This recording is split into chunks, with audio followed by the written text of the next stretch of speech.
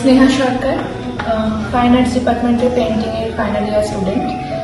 আমি মূলত ফিগারেটিভ মোটিভে কাজ করতে খুব ভালোবাসি।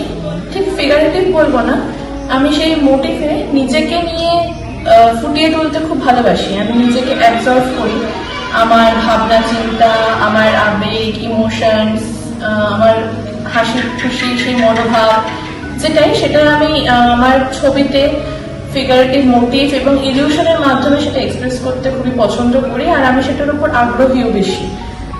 আমি সেই ছবির মধ্যে অনেক রকম মিডিয়াম ইউজ করতে বেশ আগ্রহ, এবং সেই মিডিয়াম কিরকম ভাবে আমি অ্যাপ্লাই করব এবং তার উপরে আমি কিভাবে ছবিটাকে এক্সপ্রেস করবো ভালো করে, সেই মিডিয়াম ছবিগুলোর মধ্যে অনেক রকম মিডিয়াম ইউজ করি। যেমন টাইলসের এখন কাজ করছি, এই টাইলসের কাজ করতে গিয়েও আমি আমার ভাবনা এখানে প্রকাশ করছি, যেখানে আমার ইমোশনস কাজ করছে, আমার অনুভূতি কাজ করছে।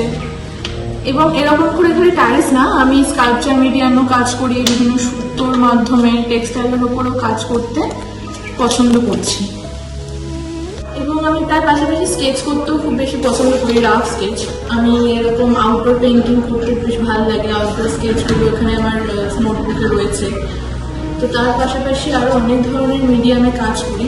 এখন বর্তমানে আমি নিজের ফিগারেটিভ মোটিভটাকে বেশি প্রাধান্য দিয়েছি।